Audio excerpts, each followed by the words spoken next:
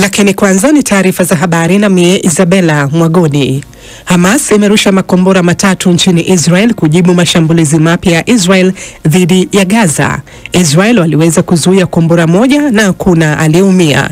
Wizara ya afya inayosimamiwa na Hamas imesema takriban Wapalestina 600 wameuawa katika siku tatu za mashambulizi ya Israel. Wakati huo jeshi la Israel linasema limeanzisha operesheni ya ardhini karibu na Beit Lahia kaskazini mwa Gaza, huku ikiendelea na mashambulizi yake dhidi ya Hamas. Wapalestina wameonywa kutotumia njia kuu kati ya kaskazini na kusini mwa eneo hilo.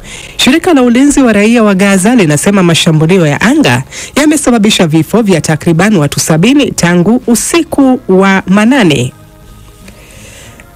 Rais Zelensky amewaambia viongozi wa Ulaya kwamba Vladimir Putin anatoa matakwa yasiyoweza kutimizwa ili kurefusha vita vya Urusi dhidi ya Ukraine. Amekuwa akitoa muhtasari kuhusu mazungumzo yake ya hivi punde na Rais Trump kwa kiongozi wanaohudhuria mkutano wa kilele wa Umoja wa Ulaya. Rais Trump amependekeza kuwa Washington ichukue udhibiti wa kinu cha nyuklia cha Zaporizhzhia kinachoshikiliwa na Urusi. Alipoulizwa kuhusu pendekezo hilo katika mkutano wa pamoja na waandishi wa habari na waziri mkuu wa Norway huko Oslo, Rais Zelensky amesema mtambo huo wa kuzalisha umeme ulikuwa na ungesalia wa Ukraine. Viwanda vyote vya nguvu za nyuklia ni vya watu wa Ukraine. Hii ni mitambo ya nyuklia inayomilikiwa na serikali, sio mali binafsi nchini Ukraine. Tunazalisha nishati ya joto na nishati ya kijani kwa ushirikiano wa sekta binafsi. Hiyo inaeleweka kabisa, lakini kizazi cha nyuklia ni cha Ukraine na Zaporizhzhia inayomilikiwa kwa muda mfupi. Mtambo wa nyuklia wa Zaporizhzhia ni mali ya mkoa huu wa Zaporizhzhia kwa upande wa nyuklia.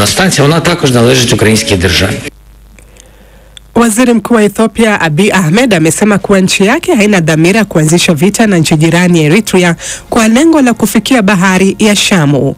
Kauli zake za mwaka 2023 kuwa kupatiwa nafasi ya kufikia bandari ya bahari Shamu kuwa ni swala ambalo halina mjadala ilizua wasiwasi iwapo Ethiopia ilitaka kudhibiti pwani hiyo kwa nguvu. Maelezo zaidi na Steha Mohamed. Maoni ya Abiy katika bunge siku ya Alhamisi yalijiri wakati kulikuwa na hofu ya mahasimu hao wa zamani kuhusika tena katika mgogoro mwingine. Waziri mkuu huyo wa Ethiopia amesema suala la bandari ya bahari ya Sham iliyopo Tigray linapaswa kujadiliwa kwa njia ya kidiplomasia itakayoleta faida kwa nchi zote mbili. Hata hivyo, alisisitiza kuwa majadiliano kuhusu bandari haipaswi kuwa mwiko na kwamba kanuni za kimataifa zinaunga mkono wazo kwamba mataifa makubwa yanahitaji upatikanaji wa bahari. Vita vya wenyewe kwa wenyewe vilivyodumu kwa miaka miwili ambavyo vilisababisha maelfu ya watu kupoteza maisha vilimalizika mwezi Novemba mwaka 2022, lakini baadhi ya makubaliano ya mkataba wa amani yameanza kuyumba huku wanasiasa wa Tigray wakitofautiana. Unaendelea kusikiliza taarifa ya habari kutoka idhaa ya Kiswahili ya BBC. Meya wa jiji la Istanbul anayeshikiliwa Ekrem İmamoğlu ameitaka mahakama ya Uturuki kuchukua msimamo dhidi ya kukamatwa kwake, jambo ambalo anadai kuwa lina msukumo wa kisiasa. Meya İmamoğlu ambaye ni mpinzani mkuu wa Rais Erdogan aliwekwa kizuizini jana Jumatano, siku chache kabla ya chama chake cha Republican People's Party kumtangaza rasmi kuwa mgombeaji wake kwa uchaguzi wa urais wa mwaka 2028. Anashtakiwa kwa ufisadi na kusaidia shirika la kigaidi. Katika chapisho la mtandao wa kijamii baada ya kukamatwa, alihimiza umma kusimama kwa umoja dhidi ya uovu. Maandamano yote ya umma yamepigwa marufuku kwa siku 4, ingawa na harakati wanaopinga serikali wanasema wanapanga mikutano zaidi.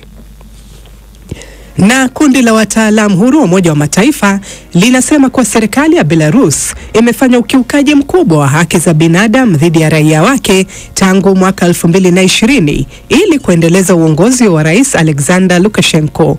Ripoti hiyo inasema hatua za serikali ya kukomesha juhudi za upinzani zimekiuka haki za binadamu.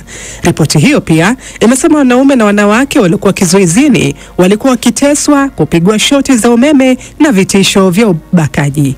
Ripoti hii ya Umoja wa Mataifa wamesema maelfu ya wanasheria, wanahabari na wanaharakati wamelazimika kuhamia Belarus.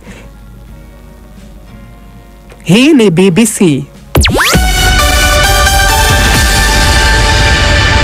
Taarifa kuu za habari za dunia zimesomwa na Isabella Mwagodi kutoka studio zetu mjini Nairobi. Unasikiliza matangazo ya Dira ya Dunia kutoka idhaa ya Kiswahili ya BBC.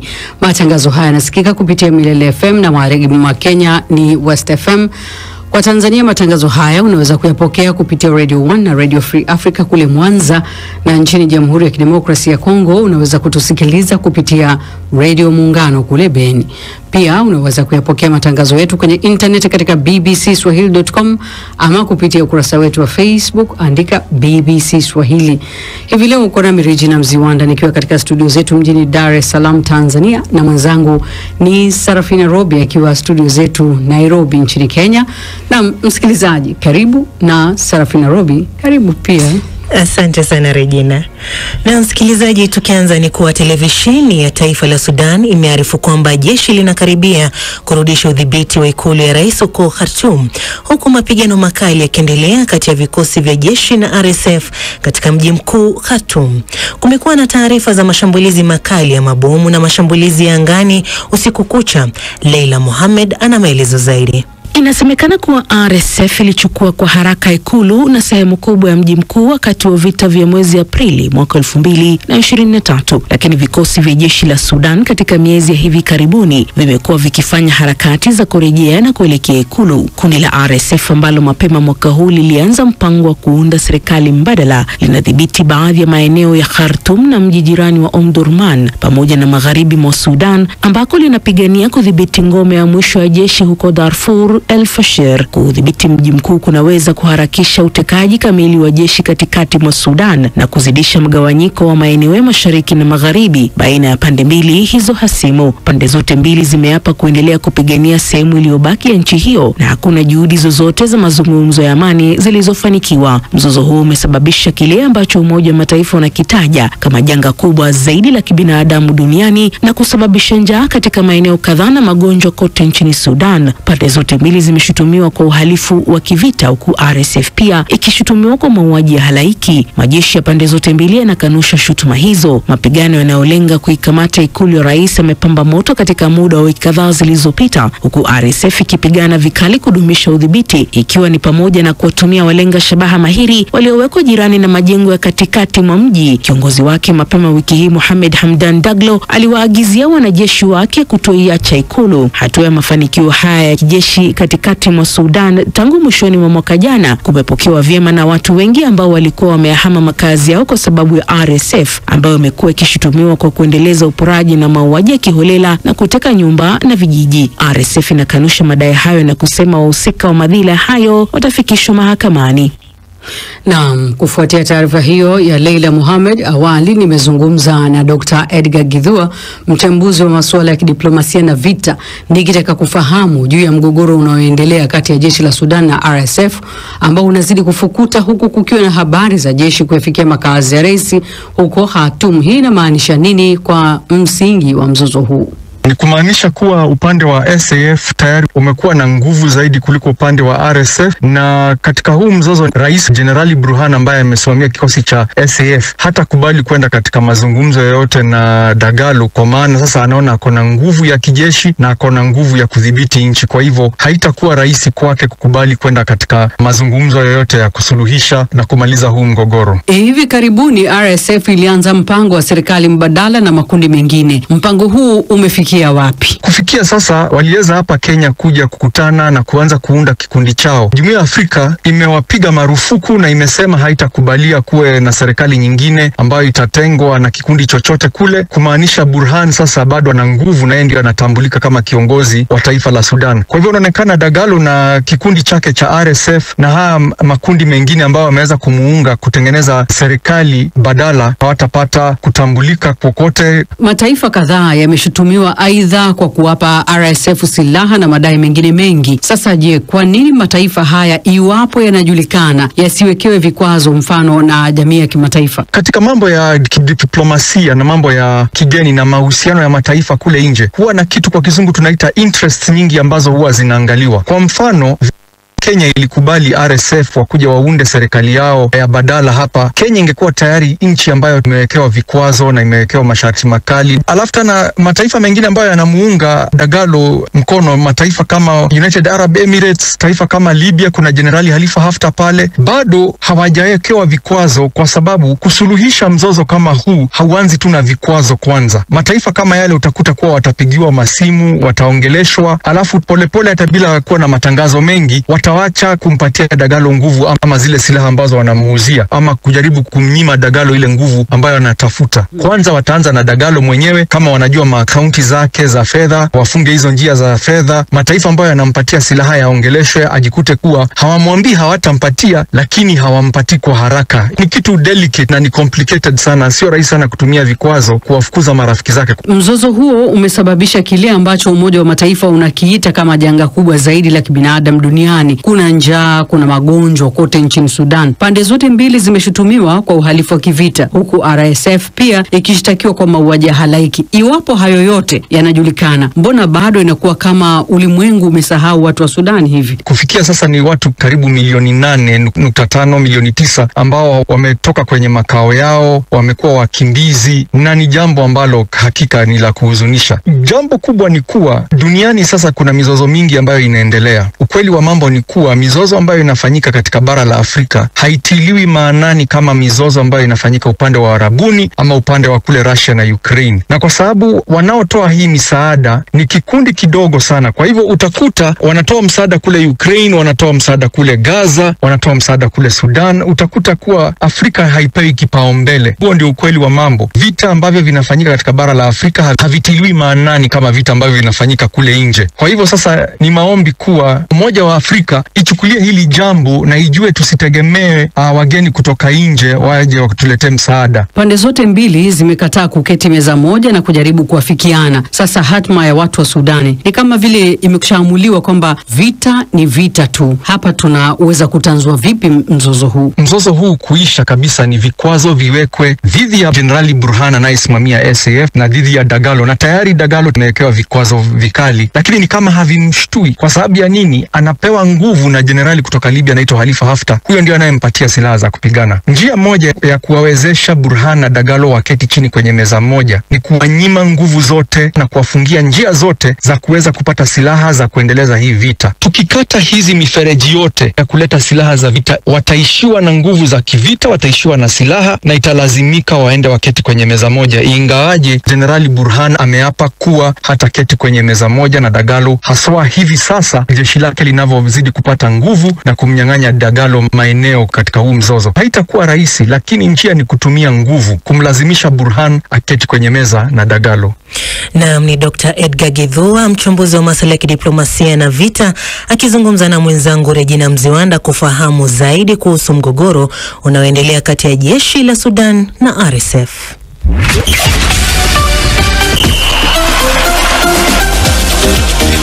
Na barabara kabisa, nianza na mechi za kuwania nafasi ya kufuzu mashindano ya kombe la dunia mwaka 2026. Ukanda wa Afrika, timu taifa ya Uganda Cranes wanacheza dhidi ya The Mambas wa Msumbiji. Mechi hiyo inapigwa katika uwanja wa kimataifa wa Cairo nchini Misri. Kabla ya mechi hiyo, nahodha wa Uganda Cranes ambaye pia anawachezea mabingwa watetezi wa ligi kuu Tanzania bara Yanga, Khalid Aucho, amesema The Cranes wamejiandaa vyema kuelekea mchezo huu.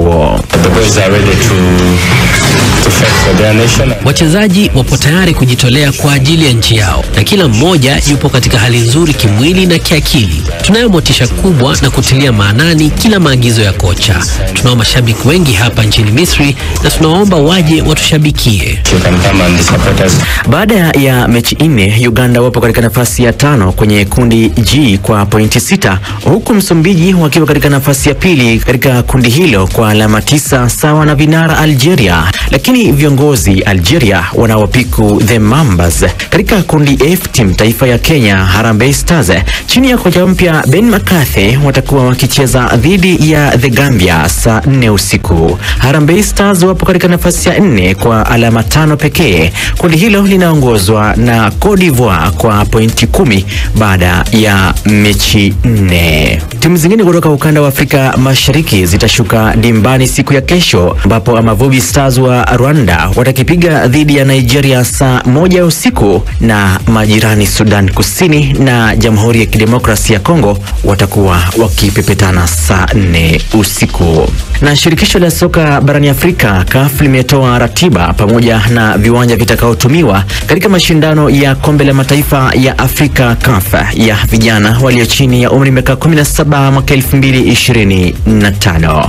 Phyllis Mote na maelezo zaidi. Mashindano hayo ya mara ya 15 yatazishirikisha nchi 16 na kutimuliwa vumbi Machi tarehe 30 hadi Aprili tarehe 19. Kundi A linawajumuisha wenyeji Morocco, Uganda, Tanzania na Zambia. Wenyeji Morocco ndio watakaong'oa nanga mashindano hayo kwa kucheza dhidi ya Uganda kwenye uwanja wa El Bashir Machi tarehe 30. Machi tarehe 31 vijana wa Tanzania watashuka dimbani kukipiga dhidi ya Zambia. Jumla ya viwanja 4 vitatumiwa kwenye mashindano hayo, ikiwemo uwanja wa El Bashir mjini Mohamedia, Larbi Zaoli Stadium na Bershid Stadium ambavyo vyote ni Casablanca, pamoja na uwanja wa El Abdi mjini El Jadida. Shukran Phyllis. Nikiwa bado kwenye soka, rais wa Uganda Yoweri Museveni amepongeza hatua kubwa zilizopigwa ndani ya miezi 5 pekee tangu kuanza ujenzi wa uwanja wa Hoima, wakati Uganda ikijiandaa kuwa mwenyeji wa kombe la mataifa ya Afrika ya mwaka 2027 pamoja na Kenya na Tanzania. Uwanja huo ulioko magharibi mwa Uganda ni miongoni mwa viwanja vilivyotengwa ili kuandaa michuano ya AFCON ya mwaka 2027. Kampuni moja ya Uturuki inayojenga uwanja huo imeahidi kukamilisha miezi 6 kabla ya muda wa awali uliopangwa. Akiweka jiwe la msingi katika uwanja huo, wa Rais Museveni pia aliahidi uwekezaji zaidi katika miundombinu ya michezo. Uganda, Kenya na Tanzania kwa pamoja watakuwa wenyeji wa michuano ya AFCON mwaka 2027. Nikigeukia barani Ulaya, kiungo wakati wa Liverpool Ryan Gravenberch amejiondoa kwenye kikosi cha Uholanzi kitakachocheza mechi ya robo finali ya mashindano ya UEFA Nations League dhidi ya Uhispania kutokana na jeraha. Zaidi na mpigia pasi Victor Kenani. Mchezaji huyo mwenye umri wa miaka 22 alijeruhiwa Jumapili katika fainali ya kombe la Carabao dhidi ya Newcastle uwanjani Wembley, mechi ambayo the Reds walipoteza kwa mabao 2-1. Licha ya pigo hilo, mkufunzi wa Uholanzi Ronald Koeman amesita kumtaja mchezaji mbadala kujaza nafasi hiyo, huku timu hiyo ikijiandaa kucheza dhidi ya Uhispania leo usiku mjini Rotterdam. Raundi ya pili ya robo finali hiyo itapigwa Jumapili mjini Valencia, Uhispania. Jeraha hilo linamaanisha kuwa Gravenberch, ambaye ameichezea Liverpool mechi ya 41 katika michuano yote msimu huu, huenda pia kakosa dabi ya Merseyside ambapo the Reds watakuwa kialika Everton mnamo Aprili 2. Na shukran Victor. Kadhalika mwisho wa makala ya spoti. Ni Shuaib Ibrahim. Tulia hapo nimalizie mimi mwenyewe kiungo mchezeshaji. Uganda imepoteza mechi hiyo bao 3-1. Mshambuliaji wa Uganda Dennis Omedi alipewa kadi nyekundu katika dakika 38. Nayo Japan imekuwa nchi ya kwanza duniani kujikatia tiketi ya kushiriki katika kombe la dunia mnamo mwaka 2026 baada ya kuilaza Bahrain goli 2-0. Mechi hiyo imechezwa mjini Saitama nchini Japan.